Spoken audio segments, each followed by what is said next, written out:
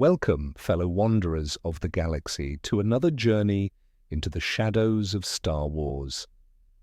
If you find yourself drawn to these ancient mysteries, please take a moment to like this story and subscribe for more tales from that galaxy far, far away.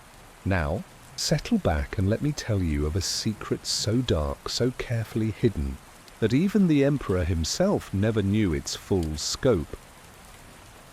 In the deepest vaults beneath Coruscant, where shadows feast on forgotten truths, there exists a recording that should have been destroyed long ago.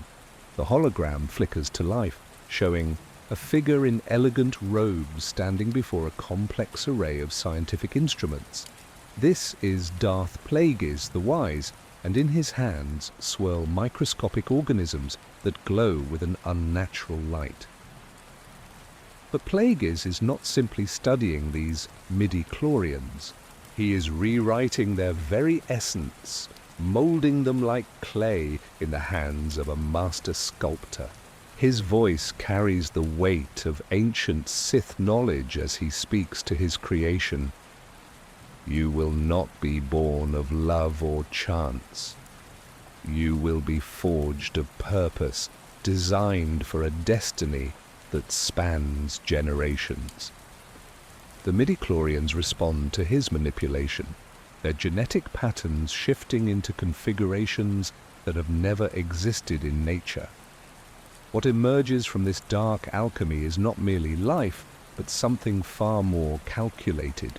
A child who will be born on a desert world, who will grow to incredible power, who will love and lose and fall exactly as planned.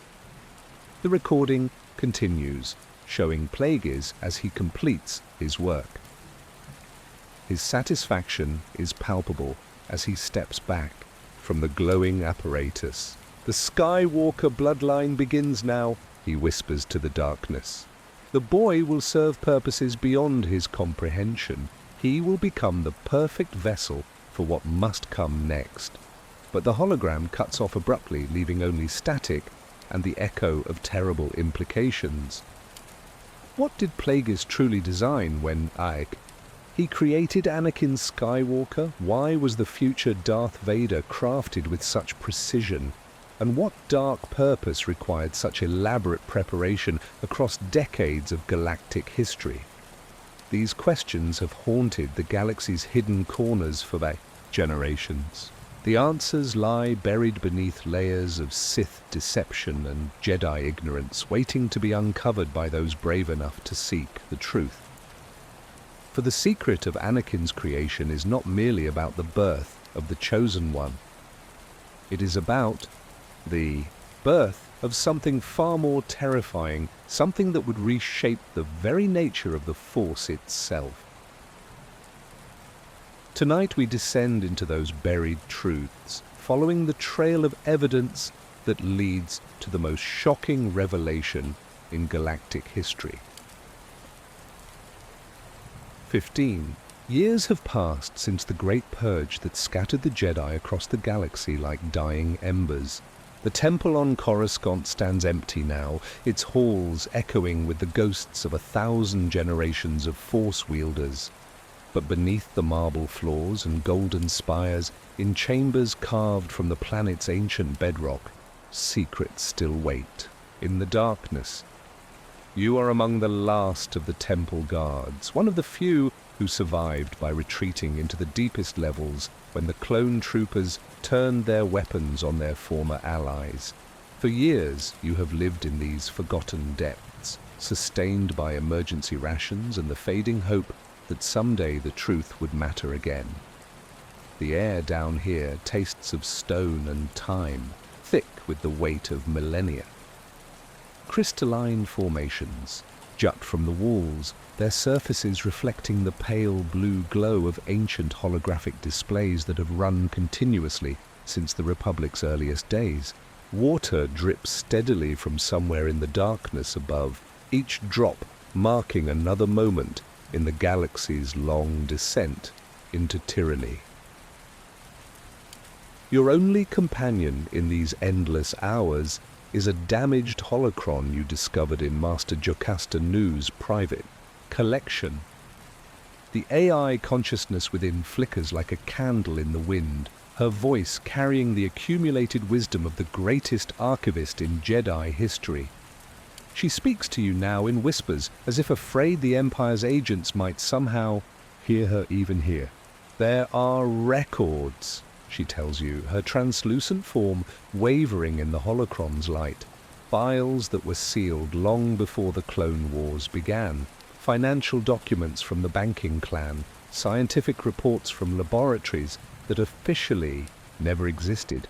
I always wondered why Master Yoda looked so troubled whenever anyone mentioned the Chosen One's unusual birth.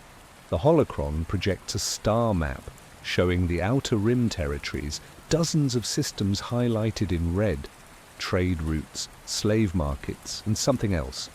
A pattern that spans decades, connecting worlds where Force-sensitive children were born and subsequently disappeared. The trail leads inexorably toward a single desert planet on the galaxy's edge. Tatooine, you whisper, and the word seems to carry more weight than it should. The AI nods gravely. 3 times in the decade before Anakin Skywalker's birth, banking clan records show substantial investments in moisture farming operations on that world. Investments that made no economic sense, approved by executives who had no apparent interest in agriculture. You lean closer to the display, studying the data streams that flow across its surface like digital waterfalls. Hidden within mundane transaction records are references to something called the Skywalker Protocol, medical supplies shipped to remote locations, scientific equipment that belonged in research facilities, not farming communities. What were they really funding, you ask? The holocron's glow intensifies slightly. I fear we are about to discover something that will change how we understand everything we thought we knew about the Chosen One. The Force has been trying to warn us for decades, but we were too blind to see the signs.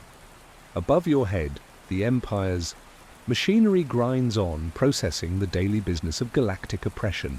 Stormtroopers march through streets where Jedi once walked freely. The Emperor sits on his throne, believing himself the master of a carefully orchestrated plan.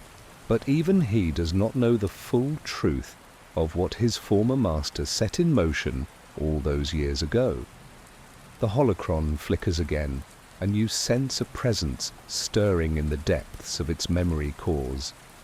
Ancient knowledge, carefully preserved and protected, waiting for someone with the courage to face what lies hidden in the galaxy's darkest corners. The vault, the AI whispers, her voice barely audible above the dripping water. There is a vault, sealed with both Jedi and Sith codes, deeper than any chamber in this temple. If the truth exists anywhere, it will be there. You gather your robes and extinguish the small light that has been your constant companion. The darkness embraces you like an old friend as you prepare to descend even further into the depths, following a trail of evidence that leads to secrets that were never meant to be uncovered. The vault door stands before you like a monument to forbidden knowledge, its surface inscribed with symbols that predate the Republic itself. Ancient Jedi script intertwines with Sith runes in patterns that seem to shift and writhe in the holocron's pale light.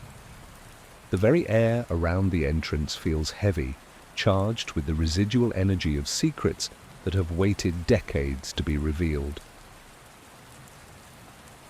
You thus place your hand against the cold metal, feeling the force flow through the complex locking mechanism. The door recognizes your touch as that of a true Jedi, but something else is required. The Sith markings pulse with a dark hunger, demanding their own form of acknowledgement. This vault was sealed by someone who understood both sides of the Force, someone who knew that the greatest truths often lie in the spaces between light and shadow. The holocron flickers beside you, Master Nu's consciousness studying the ancient seals with growing unease. This archive was created during the final years of the Old Republic, she whispers. I remember now. There were rumors of a joint investigation, Jedi and Sith working together to contain something that threatened them both.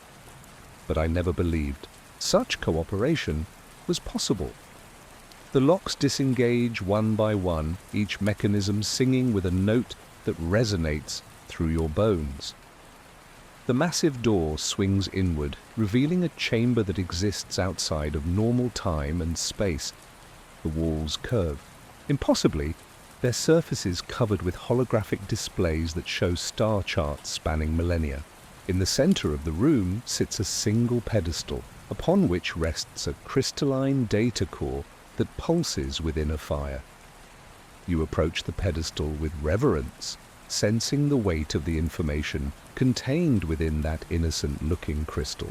This is not merely data storage, this is a confession, a record of deeds so profound that they required the combined efforts of the galaxy's greatest Force users to contain their implications. The crystal responds to your presence, projecting a three-dimensional map of the galaxy. But this is not the galaxy as you know it. This map shows force currents, the invisible streams of energy that connect all living things, and there, highlighted in brilliant red, are disturbances in those currents, scars in the force itself, marking places where the natural order has been violated. The largest scar hovers over Tatooine, a wound in reality that pulses with unnatural rhythm. The timestamp shows it appeared 41 years ago, just months before Anakin Skywalker's birth. But as you study the data more closely, you realize this disturbance was not the result of his birth, it was the cause. More information floods the display, medical records from across the Outer Rim, documenting pregnancies that defied biological explanation, genetic samples showing midichlorian counts that violated every known law of nature, and, threaded through it all, a single name appearing again and again in contexts that should have been impossible. Higo Damask, the banking clan executive who funded moisture farms on desert worlds, the scientist who requisitioned medical equipment for agricultural purposes, the phantom investor whose credits flowed into projects that made no sense to anyone except those who understood the true nature of his research. You have found the first thread in a web of deception that spans decades. The crystal reveals shipping manifests for supplies that have nothing to do with banking or trade, laboratory equipment, genetic sequencing devices, artificial gestation chambers capable of supporting life in ways that nature never intended. The holocron's light grows brighter as Master Nu processes the implications of what you have discovered. The midi-chlorians, she breathes, her voice filled with horror and understanding. Someone found a way to manipulate them directly, to create specific patterns, specific outcomes, but such power should be impossible, even for the most skilled Force users. The crystal pulses again, and new data streams across the displays. You are no longer looking at random experiments or simple genetic manipulation. This is something far more systematic, far more purposeful. This is the blueprint for the artificial creation of the most powerful Force user in galactic history, and the architect of this cosmic violation has a name that will haunt your dreams for the rest of your life. The crystal's surface erupts with new holographic displays, each one more disturbing than the last. You watch in fascination and growing horror as the true scope of Higo Damask's work unfolds before you. This was no simple experiment in Force manipulation. This was decades of meticulous planning, a grand design that required resources, knowledge, and patience beyond mortal comprehension. The first set of records shows laboratory facilities hidden across the galaxy, each one disguised as legitimate business enterprises. A medical research station on Camino established 20 years before, The clone army was commissioned. Genetic sequencing centers on Ryloth, operating under the cover of spice trade logistics. And on Naboo itself, beneath the very palace where young Queen Amidala would one day rule, a network of chambers dedicated to the study of midi-chlorian biology. But it is the Tatooine records that make your blood run cold. Detailed surveillance files document the daily lives of moisture farmers across the planet's surface, with particular attention paid to their genetic markers and force sensitivity ratings. The name Shmi Skywalker appears in these files years before she became pregnant, marked with notations that read like a breeding program for livestock. The holocron beside you flickers with agitation as Master Nu processes the implications. The depth of this monitoring is unprecedented, she whispers. They tracked bloodlines, migration patterns, even romantic relationships among the farming communities, as if they were selecting the perfect candidate for some greater purpose. The crystal projects a new image, and you find yourself looking at Shmi Skywalker as she appeared in her youth. She moves through her daily routines, unaware that hidden sensors track her every movement. The data overlay shows her midi-chlorian count, her genetic compatibility ratings, and something else that makes your heart pound with dread. Injection sites. Microscopic puncture wounds that appear and disappear across several months, each one corresponding to increases in her force sensitivity. They were preparing her, you realize aloud, conditioning her body to carry something that should not exist in nature. The records continue, showing the gradual transformation of an ordinary woman into the perfect vessel for an impossible birth.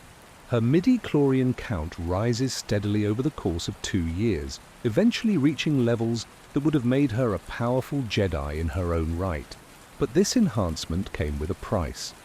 The later medical scans show cellular damage consistent with exposure to experimental treatments, as if her very biology was being rewritten at a fundamental level.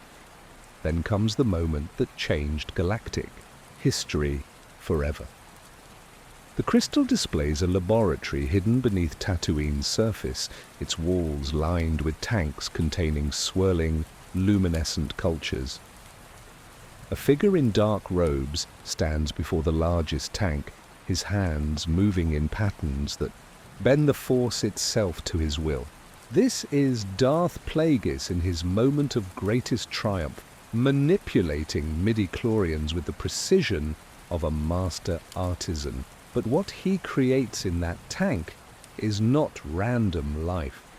The genetic template he constructs bears markers that you recognize from your years studying Jedi archives. This child will have unprecedented force sensitivity, yes, but also specific psychological vulnerabilities, emotional instability that will make him susceptible to manipulation, a desperate need for approval that will drive him to increasingly extreme actions, and most disturbing of all, a biological compatibility with cybernetic enhancement that suggests his eventual transformation was planned from the very beginning. The hologram shows Plagueis as he completes his work, his satisfaction evident in every gesture. He speaks to the swirling organisms as if they were his children, promising them a destiny that will reshape the galaxy according to his design. You will be born to bring balance, he tells them, but not the balance the Jedi expect. You will be the instrument of their destruction and the foundation of our eternal rule. The crystal's glow intensifies, and you realize there is more, much more. Hidden within the genetic code that Plagueis has crafted are sequences that serve no apparent biological function. They lie dormant, waiting for activation by some external trigger. And the timestamp on these modifications suggests they were designed to activate decades after the child's birth, long after Plagueis himself expected to be gone. What did the Sith Lord embed in Anakin Skywalker's very DNA? What terrible purpose required such elaborate preparation? The evidence overwhelms you as the crystal reveals layer upon layer of Plagueis' calculations. Every aspect of Anakin's life appears to have been choreographed with surgical precision. His discovery by Qui-Gon Jinn was not the result of random chance, but the culmination of decades of manipulation designed to place the boy in the exact circumstances that would trigger his psychological vulnerabilities. The records show that Plagueis had studied Jedi recruitment patterns for generations, identifying the specific personality types most likely to take interest in a powerful Force-sensitive child found in slavery. Qui-Gon's reputation for following the living Force rather than council directives made him the perfect candidate to discover Anakin and champion his training despite the obvious dangers. Even more disturbing are the psychological profiles that Plagueis compiled on key figures in Anakin's future. Detailed analyses of Padme Amidala's personality, political ambitions and romantic inclinations. Comprehensive studies of Obi-Wan Kenobi's teaching methods and emotional blind spots. Strategic assessments of Palpatine's political trajectory and his potential value as a secondary manipulator. Master Nu's holocron flickers with growing alarm as she processes these revelations. "The depth of surveillance is staggering," she whispers. "They monitored potential influences on the child's development before he was even born, as if they were writing a script for his entire life." The crystal projects new images showing the network of agents and informants that Plagueis established across the galaxy. Banking clan operatives placed in key positions throughout Coruscant's political hierarchy.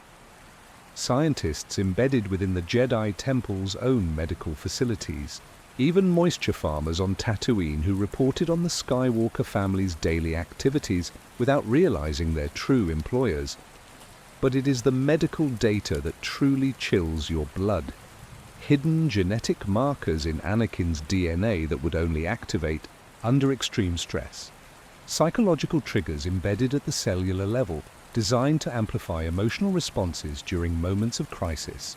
Neural pathways artificially enhanced to create an addictive dependency on the power that flows through anger and hatred. The boy was not simply created to fall to the dark side, he was biologically programmed to crave it, to find peace only in the embrace of Sith teachings. Every moment of happiness in his life was designed to be temporary. Every loss calculated to drive him deeper into the darkness that Plagueis had prepared for him. You watch in horror as the projections show Anakin's predicted psychological development, the attachment to his mother that would make her death devastating, the forbidden love for Padme that would make him vulnerable to manipulation, the pride and ambition that would make him susceptible to Palpatine's influence.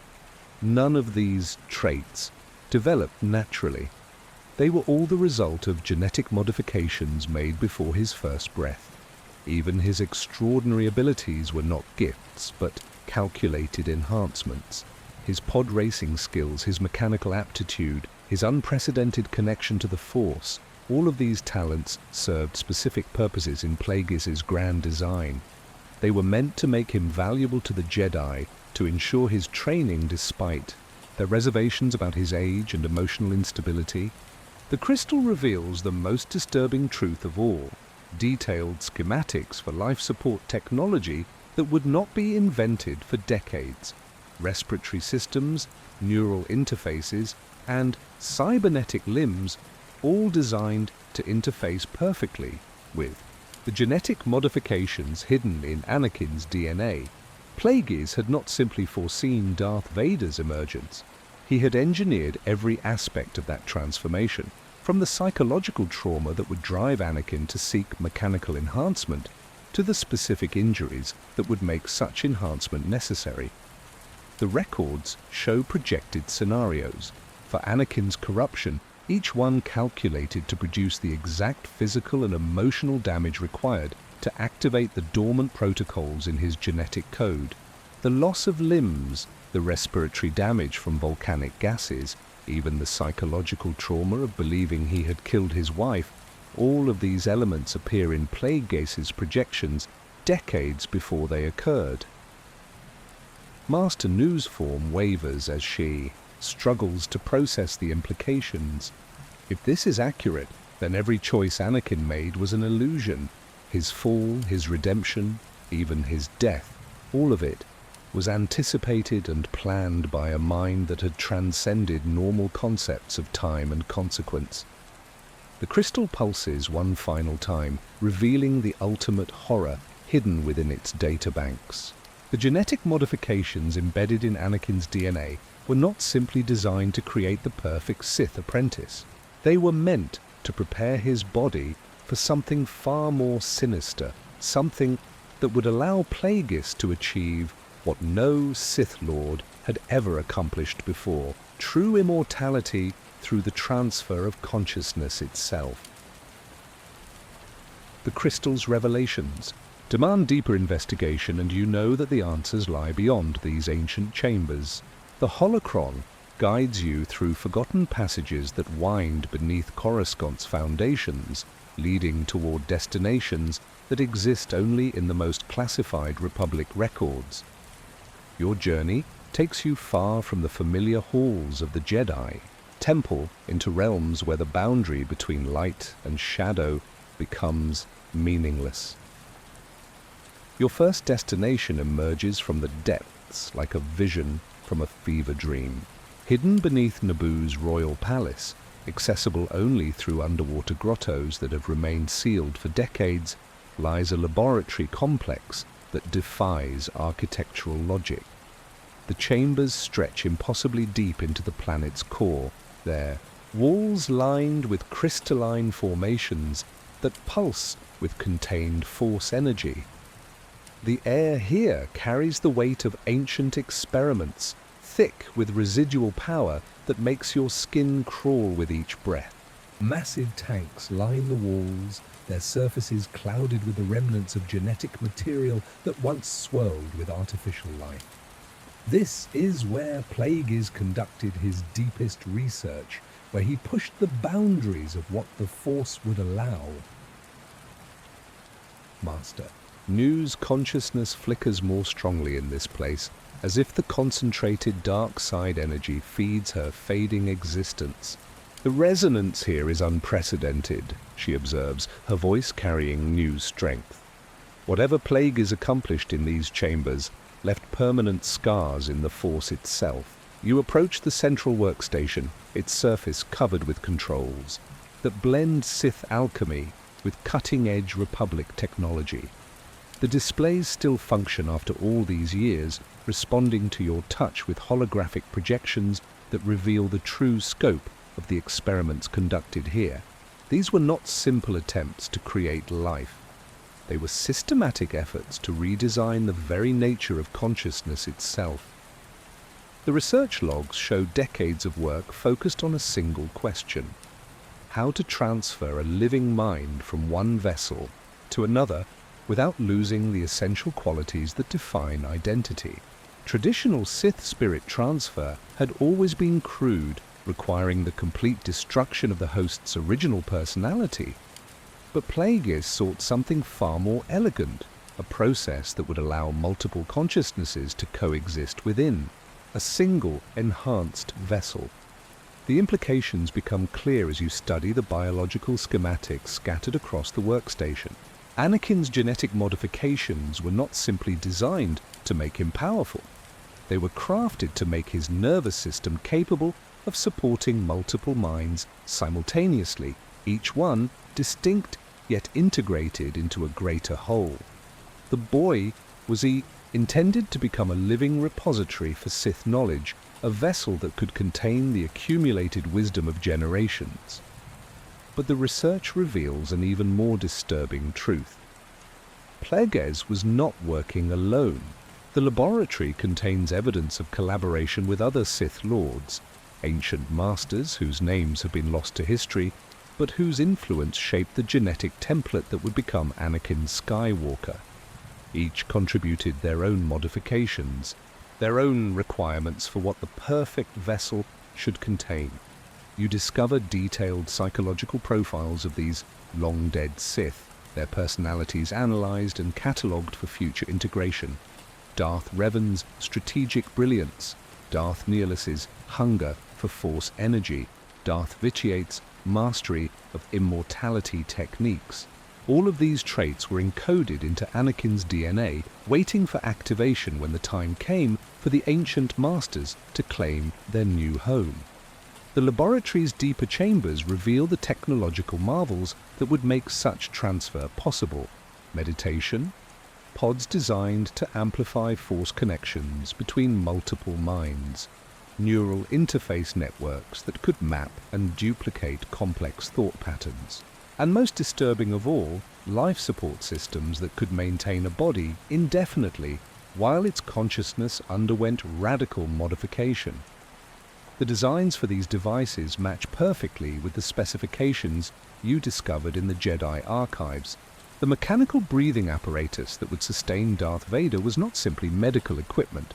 It was a sophisticated consciousness transfer matrix designed to gradually integrate foreign minds into the host's neural framework over the course of years or decades. As you absorb the full horror of Plagueis' vision, a new understanding emerges. The Sith Lord had not simply created Anakin to serve as his apprentice, he had crafted the ultimate weapon against mortality itself, a vessel that could house the combined knowledge and power of every Sith Lord who had ever lived. The boy who would become Vader was intended to be the final repository of Sith wisdom, a living library of dark side mastery that would endure for eternity. But such ambitions required more than genetic manipulation and technological innovation. They demanded a level of planning that spanned not just decades, but centuries of careful orchestration. The evidence leads you to places that exist beyond the reach of Imperial surveillance, hidden archives that predate the Republic itself. Deep within the ancient Sith worlds of Korriban and Zeost, buried beneath layers of geological time, lie vaults that contain the true history of Plagueis' grand design. What you discover there shatters every assumption you have made about the scope of his ambitions. The records span not decades but millennia.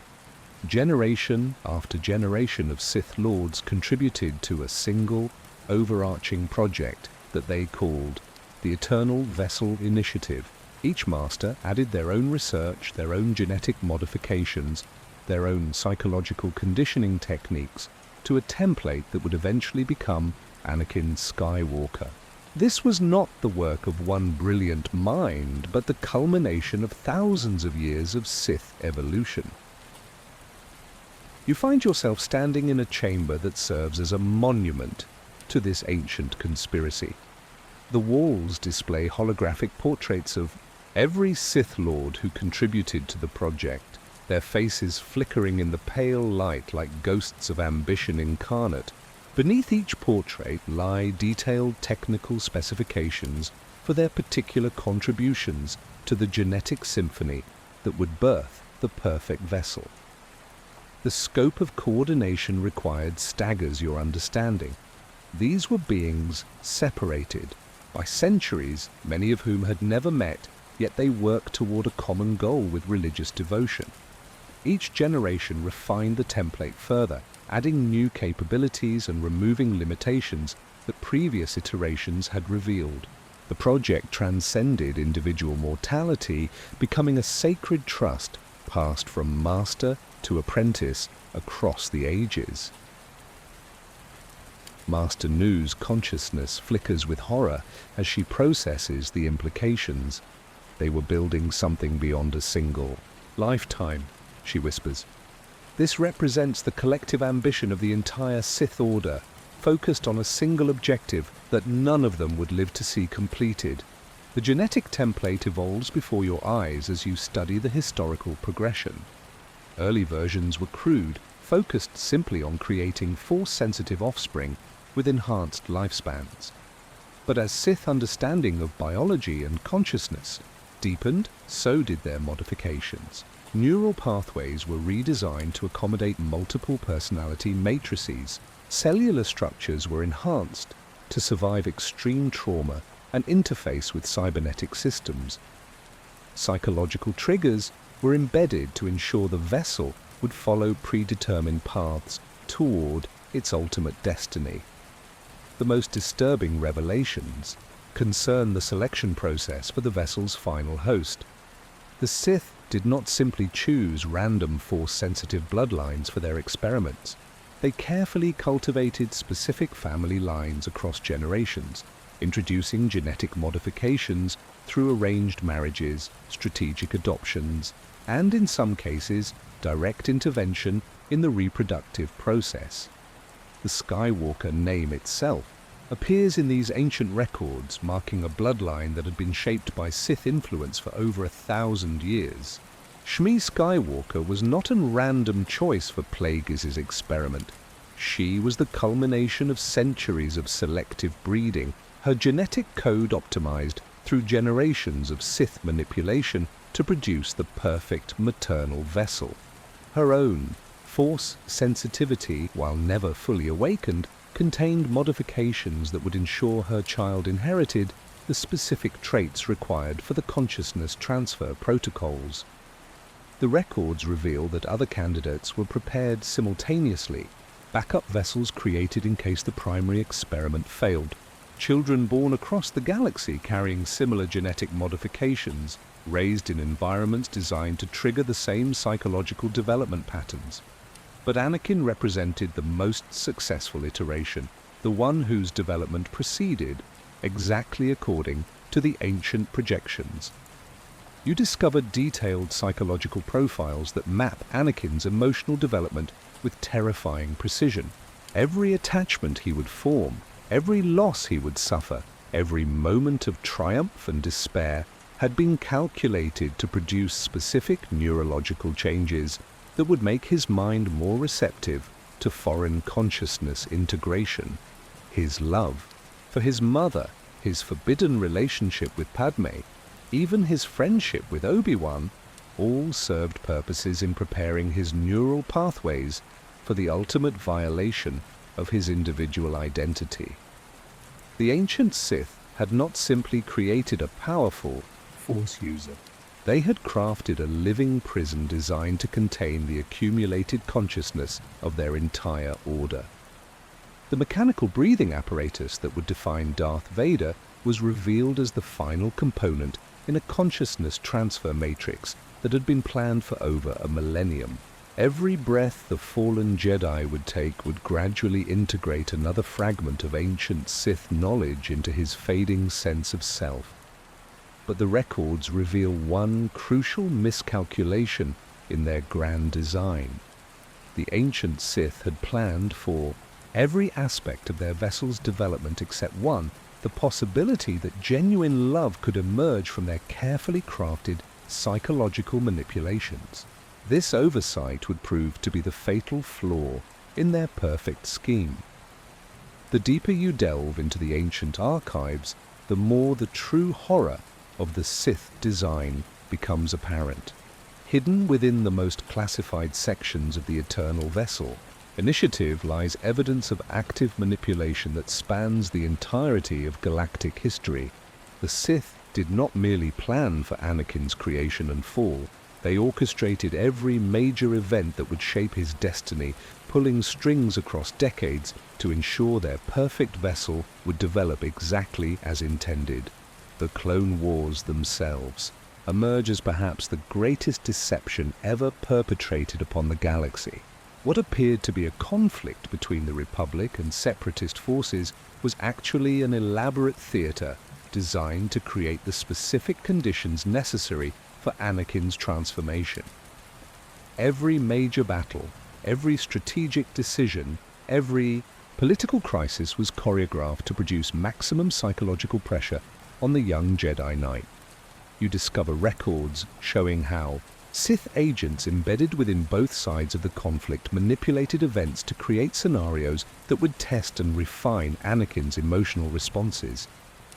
The death of his mother was not a random tragedy, but a carefully timed execution designed to introduce him to the intoxicating power of revenge. The secret marriage to Padme was allowed and even encouraged because the Sith understood that forbidden love would make him more vulnerable to fear and ultimately corruption.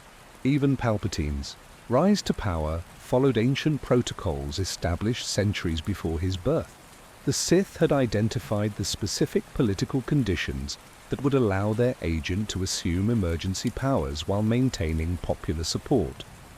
The manufactured crises, the strategic assassinations, the carefully orchestrated votes in the Senate, all of these events followed templates created by long-dead Sith masters who understood that true power required not just strength, but the illusion of legitimacy.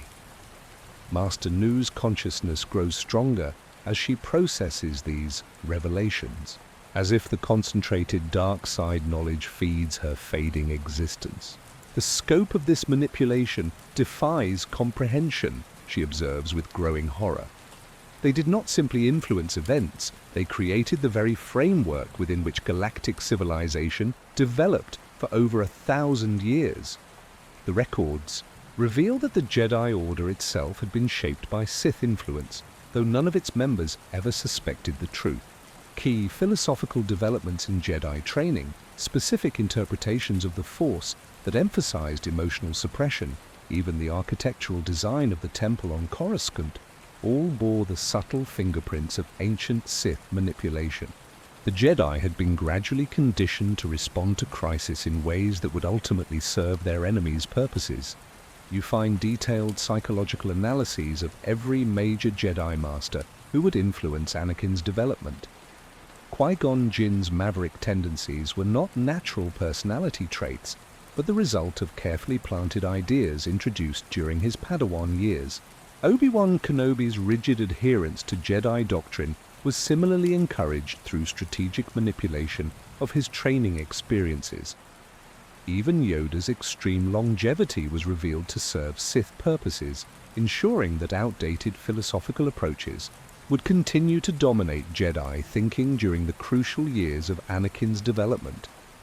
But perhaps most disturbing of all is the revelation of how the Force itself had been gradually corrupted by centuries of Sith manipulation. The ancient masters had discovered techniques for introducing subtle distortions into the galaxy's force currents, creating blind spots in Jedi perception and making their manipulations virtually undetectable. The very prophecy of the Chosen One was revealed to be a Sith creation, planted in Jedi consciousness through these corrupted force channels to ensure they would welcome their own destroyer. The consciousness transfer protocols embedded in Anakin's genetic code were designed to activate gradually over the course of decades, triggered by specific traumatic events that would weaken his psychological defenses. The loss of his limbs on Mustafar was not simply the result of his duel with Obi-Wan, but the fulfillment of an ancient prophecy that required the vessel to be partially mechanized before the consciousness integration could begin. The mechanical breathing apparatus that would define Darth Vader served multiple purposes beyond simple life support. Each breath cycled not just oxygen through his damaged lungs, but carefully calibrated neurochemical compounds designed to gradually alter his brain chemistry. Over time, these substances would make his mind more receptive to the consciousness, patterns of ancient Sith masters preparing him to serve as their eternal vessel. Yet even as you absorb the full scope of this cosmic violation, you begin to sense something the ancient Sith had not anticipated. Hidden within their own records are signs of growing instability in their perfect design, cracks in the foundation of their millennia-spanning conspiracy that would ultimately lead to its complete collapse. The ancient Sith masters had accounted for every variable in their grand design except for one fundamental force that they could never truly understand: the power of genuine, selfless love. As you delve deeper into their records, you discover growing evidence that their perfect plan contained the seeds of its own destruction, flaws that would ultimately unravel centuries of careful manipulation. the consciousness transfer protocols. Embedded in Anakin's genetic code were designed to activate through trauma and suffering, emotions that the Sith understood intimately. But the ancient masters had underestimated the resilience of authentic human connection, the way that true love could create neural pathways that resisted their psychological conditioning. Despite all their manipulation, Anakin's capacity for genuine affection proved stronger than their carefully crafted programming. Master Nu's holocron flickers with what might be hope as she processes these revelations. They mapped every aspect of hatred and fear, she observes, but love remained beyond their comprehension. How could beings who had rejected all emotional attachment understand the neural complexity of genuine care for another? The records show that the first signs of instability appeared during Anakin's relationship with Padme. The Sith had anticipated that forbidden love would drive him toward possessiveness and jealousy, emotions that would make him easier to corrupt. Instead, his feelings for her created unexpected neural patterns that interfered with the consciousness transfer protocols. The more deeply he loved, the more his mind resisted the ancient programming embedded in his DNA. Even more troubling for the Sith design was Anakin's bond with his Padawan, Ahsoka Tano. This relationship had not been anticipated in their calculations, representing a form of paternal affection that created additional resistance to their manipulation. The genuine care he showed for her development as a Jedi strengthened parts of his personality that were supposed to remain vulnerable, building psychological defenses that the ancient masters had never encountered. You discover emergency protocols. Hidden within the deepest Sith archives, contingency plans activated when their agents realized that the vessel was developing unexpected resistance to their conditioning. Palpatine's manipulation of Anakin's visions about Padme's death was not part of the original plan, but a desperate improvisation designed to override his growing emotional stability through manufactured trauma. The records reveal that even Anakin's fall to the dark side proceeded differently than the ancient Sith had intended. Rather than embracing their philosophy willingly, he remained internally conflicted, fighting against the consciousness transfer protocols even as they gradually activated. The mechanical breathing apparatus was supposed to make the integration process smoother, but instead it became a constant reminder of his lost humanity, strengthening his resistance to complete assimilation. The birth of Luke and Leia represented the ultimate failure of the Sith design. The ancient masters had planned for Anakin to have no surviving family connections that might interfere with his transformation into their eternal vessel. The existence of his children created powerful force bonds that continuously pulled against the consciousness integration process, preventing the ancient Sith spirits from achieving complete control. You find evidence that Palpatine himself began to suspect the flaws in his predecessor's plan during the years of the Empire. Vader's continued obsession with finding his son demonstrated that the original Anakin Skywalker had not been completely subsumed by the consciousness transfer protocols.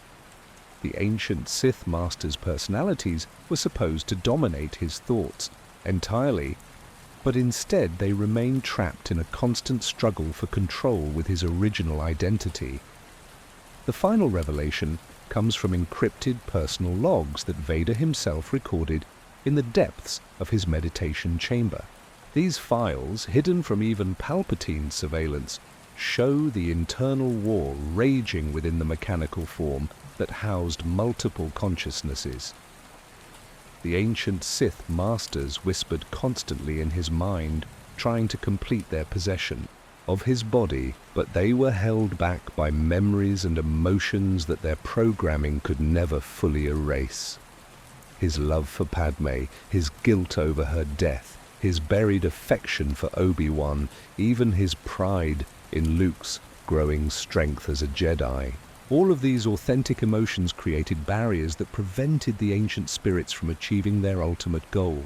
What was supposed to be a smooth consciousness transfer instead became a psychological battlefield where the original Anakin Skywalker fought for the survival of his individual identity. The ancient Sith had created the perfect vessel for immortality, but they had failed to account for the one force in the galaxy that could resist their darkest manipulations. Love, in all its forms, proved to be the fatal flaw in their millennia-spanning conspiracy. The moment of ultimate revelation arrives as you uncover the final layer of Plagueis' conspiracy, and the truth proves more terrifying than anything you could have imagined. Hidden within the deepest vaults of Sith knowledge lies the complete recording of what transpired in the Emperor's throne room during those final moments aboard the second Death Star. What the galaxy believes to be Darth Vader's redemption was actually the climactic battle between multiple consciousnesses for control of a single body. The ancient recording devices built into Vader's life support system captured every moment of that internal struggle. As Luke pleaded with his father and Palpatine unleashed his Force lightning, the consciousness transfer protocols that had been dormant for decades suddenly activated in response to the extreme emotional trauma. The voices of long-dead Sith masters erupted in Vader's mind, each one demanding dominance over the vessel they had spent millennia preparing. Darth Revan's strategic brilliance clashed with Darth Nihilus's consuming hunger. Darth Vitiate's lust for immortality warred against Plagueis' calculating patience. And beneath them all, the original consciousness of Anakin Skywalker fought desperately to maintain some vestige of his individual identity. The mechanical breathing that had sustained him for decades became labored not from physical damage, but from the psychological strain of hosting multiple competing minds. Master Nu's holocron flickers as she processes the implications of these recordings. The consciousness transfer was never meant to be instantaneous, she realizes with growing horror. It was designed to occur gradually over decades, allowing the ancient masters to slowly subsume the original personality. But the emotional shock of seeing Luke tortured accelerated the process beyond all calculations. The recordings reveal that Palpatine himself had no knowledge of the full scope of his master's plan. He believed he was simply witnessing his apprentice's final fall to the dark side, unaware that he was actually observing the birth of something far more dangerous than any single Sith Lord. The Emperor's death was not the result of Vader's sudden change of heart, but the desperate action of a consciousness that realized it was about to be consumed by entities that viewed Palpatine himself as merely another obstacle to their eternal rule. In those final moments, as the ancient Sith Masters pressed their advantage and began to overwhelm Anakin's fading identity, something unprecedented occurred. The love he felt for his son, the emotion that the ancient Sith could never understand or control, created a neural pathway that bypassed their consciousness transfer protocols entirely. For the first time in his adult life, Anakin Skywalker acted with complete free will, uninfluenced by either Sith manipulation or Jedi conditioning. The recording captures his final words, spoken not just to Luke, but to the ancient masters who had controlled his destiny for so long. "I am not your vessel," he whispers with his dying breath. "I am Anakin Skywalker, and I choose to save my son." The consciousness transfer protocols that had taken decades to implement were shattered in that single moment of authentic choice, dispersing the ancient Sith spirits into the Force, where they could no longer influence the living galaxy.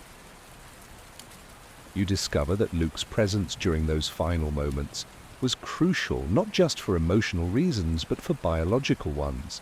The Force bond between father and son created a resonance that interfered with the consciousness transfer matrix, preventing the ancient masters from completing their possession of Vader's body. The natural force connection between parent and child proved stronger than millennia of Sith genetic manipulation. The ultimate irony of Plagueis' plan becomes clear as you study the final data streams. The Sith Lord, who had spent his life learning to create and manipulate life, had failed to understand the most fundamental aspect of living consciousness, its desire for authentic connection with others. The ancient masters had created the perfect vessel for immortality, but they had also created the perfect trap for themselves, a prison that would ultimately destroy them when confronted with genuine love. The recordings show that in his final moments, as the Death Star exploded around him, Anakin experienced something he had never known before: complete freedom from external manipulation. The consciousness that had been shaped by Sith programming since before his birth finally broke free from its bonds, choosing sacrifice over survival, love over power, redemption over revenge. The whisper that had begun in Plagueis' laboratory decades earlier, the promise of eternal Sith rule through the perfect vessel, became the scream that shattered an empire as a father's love proved stronger than the most elaborate conspiracy in galactic history. The destruction of the consciousness transfer protocols sent shockwaves through the Force that reached every corner of the galaxy, but their effects extended far beyond the immediate moment of Anakin's sacrifice. As you examine the final archives, you discover how the collapse of the Eternal Vessel Initiative created a cascade of changes that would reshape the very nature of the Force itself for generations to come. The ancient Sith Masters had spent millennia weaving their influence into the galaxy's force currents, creating artificial distortions that had gradually corrupted the natural flow of energy between all living things. When their consciousness transfer matrix shattered, these distortions began to unravel like a tapestry whose central thread had been severed. The Force, freed from centuries of manipulation, began to heal itself in ways that even the wisest Jedi Masters had never imagined possible. Master Nu's holocron grows brighter as she processes the implications of this cosmic restoration. The prophecy of the Chosen One was fulfilled, she realizes with wonder, but not in the way anyone expected. Anakin brought balance not by destroying the Sith, but by freeing the Force from their artificial constraints. The galaxy can finally develop according to natural law rather than manipulated design. The records show that Luke and Leia's Force sensitivity was fundamentally different from their father's artificially enhanced abilities. While Anakin's power had been shaped by genetic modifications and consciousness transfer protocols, his children inherited natural Force connections that were free from Sith interference. They represented the first generation in over 1,000 years to develop their abilities without the subtle corruption that had influenced every previous Force user. The collapse of the Sith conspiracy also revealed the true scope of their influence on galactic civilization. Political structures that had seemed natural and inevitable were exposed as artificial constructs designed to serve their agenda. Trade routes that had shaped economic development for centuries were revealed to follow patterns established by ancient Sith manipulation. Even cultural traditions and religious beliefs across hundreds of worlds bore the fingerprints of their long-term psychological conditioning. But perhaps most significantly, the destruction of the consciousness transfer matrix freed countless Force-sensitive individuals from genetic modifications that had been passed down through their bloodlines for generations. Children born after the Battle of Endor began manifesting abilities that followed natural patterns rather than Sith-designed templates. The rigid categories of light and dark side that had defined Force philosophy for millennia began to blur as the artificial constraints that had created them finally dissolved. You discover evidence that the New Republic's early struggles were not simply the result of Imperial remnants fighting to maintain power, but the inevitable chaos that follows when millennia of artificial control suddenly vanish. Entire systems that had been shaped by Sith manipulation had to rediscover their natural political and economic relationships. Planets that had been strategically isolated from each other for centuries suddenly found themselves free to establish authentic connections. The records reveal that Luke's decision to rebuild the Jedi Order represented more than just the restoration of an ancient organization. Free from the Sith-influenced philosophical framework that had constrained the old order, the new Jedi could explore aspects of the Force that had been hidden or suppressed for generations. The rigid emotional suppression that had made the previous Jedi vulnerable to manipulation was replaced by a more balanced approach that acknowledged the full spectrum of human experience. Even the technology that had defined the Imperial era began to evolve in unexpected directions, once freed from the consciousness transfer protocols that had influenced its development. The life support systems, neural interfaces, and cybernetic enhancements that had been designed to facilitate the ancient Sith agenda were gradually replaced by technologies that served authentic human needs rather than manipulative purposes. The final revelation concerns the ultimate fate of the ancient Sith masters whose consciousness had been trapped in Vader's failing body. Rather than achieving the immortality they had sought, they found themselves scattered across the Force in a form that could no longer influence the physical galaxy. Their knowledge and ambitions became mere echoes, fading whispers that grew, weaker with each passing year as the natural Force currents slowly cleansed away their artificial presence. The galaxy that emerged from the collapse of the Eternal Vessel Initiative was fundamentally different from the one that had existed under Sith influence. For the first time in over a millennium, civilizations could develop according to their own authentic desires rather than following paths laid down by ancient manipulators. The whisper of artificial destiny that had begun in Plagueis' laboratory had finally been silenced, replaced by the natural chorus of countless voices choosing their own futures. The price of this freedom was the knowledge that virtually everything the galaxy had believed about its own history was built upon lies, but the alternative was eternal slavery to the ambitions of long-dead masters. The truth settles over you like a gentle blanket as you finally understand the complete scope of what transpired in that galaxy far, far away. The archives grow quiet. Around you, their secrets finally revealed, their burden of hidden knowledge transformed into something approaching peace. Master Nu's holocron flickers one last time before her consciousness fades into the Force, her duty as keeper of forbidden truths finally complete. You emerge from the depths of Coruscant into a galaxy that continues its slow healing, unaware of the cosmic horror it narrowly escaped. Above you, the twin suns of distant worlds rise and set in patterns that follow natural law rather than ancient design. The Force flows freely through space, carrying the dreams and hopes of countless beings who will never know how close they came to eternal servitude. On Tatooine, the moisture farms hum with the quiet contentment of honest labor, their equipment no longer tainted by the hidden purposes it once served. The desert winds carry away the last traces of Sith influence, scattering the remnants of genetic laboratories and consciousness transfer matrices across the endless dunes.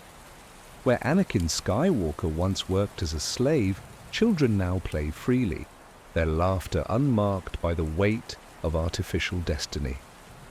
The ruins of the Death Star drift silently through space, monuments to the moment when love conquered the most elaborate conspiracy in galactic history. Among the twisted metal and shattered technologies lie the remains of consciousness transfer protocols that will never again threaten the natural order. The breathing apparatus that once sustained Darth Vader has become merely scrap metal, its dark purpose ended forever. In the growing academies where Luke trains his new generation of Jedi, students learn to embrace the full spectrum of their emotions rather than suppress them in fear. They study the Force as it truly exists, free from the distortions that shape previous understanding. Their connection to the living energy that binds the galaxy grows stronger with each meditation, unimpeded by artificial constraints or hidden manipulations. Across the galaxy, families separated by centuries of Sith-influenced conflict begin to reconnect. Trade routes that once served hidden agendas now carry goods and ideas according to genuine need and desire. Political alliances form based on mutual benefit rather than manipulated dependency. Art and music flourish in styles that express authentic, cultural evolution rather than programmed responses. The children born in this new era develop Force sensitivity that follows patterns unknown for over 1,000 years. Their abilities manifest in ways that serve life and growth rather than conquest and control. They sense the natural rhythms of the universe without the interference of ancient spirits whispering from beyond death. Their dreams are their own, unmarked by the visions of long-dead masters seeking vessels for their ambitions. Even the technology that emerges in the post-imperial galaxy reflects this newfound freedom. Medical devices designed to heal rather than control. Starships built for exploration rather than domination. Communication networks that connect rather than isolate. The dark purposes that had influenced technological development for millennia are replaced by innovations that serve the authentic needs of living beings. In the quiet moments between sleeping and waking, you can almost hear the galaxy breathing freely for the first time in generations. The artificial rhythms imposed by Sith manipulation have given way to natural cycles of growth and renewal. Seasons change according to planetary orbits rather than consciousness transfer protocols. Children are born carrying only their parents' hopes rather than the accumulated ambitions of ancient conspirators. The Force itself seems lighter now, its currents flowing in patterns that follow the contours of natural law rather than manipulated design. The whispers of long-dead Sith masters have faded to silence, replaced by the gentle murmur of countless voices choosing their own paths. Where once there was artificial destiny, now there is authentic choice. Where once there was programmed suffering, now there is genuine hope. As you drift towards sleep, carried by the knowledge that even the darkest secrets cannot ultimately triumph over the power of love, remember that in that distant galaxy, the natural order has been restored. The consciousness that began as Anakin Skywalker found freedom in its final moments, choosing sacrifice over survival and breaking chains that had bound the galaxy for millennia. The stars shine with their own light now, unmarked by ancient shadows. The Force flows as it was meant to flow, connecting all living things in patterns of authentic relationship rather than manipulated control. And somewhere in the vastness of space, the echo of a father's love continues to resonate, a reminder that no conspiracy, however elaborate, can ultimately overcome the simple choice to care for another more than yourself. Sleep peacefully, knowing that love always finds a way to triumph over the darkness, no matter how carefully that darkness has been planned.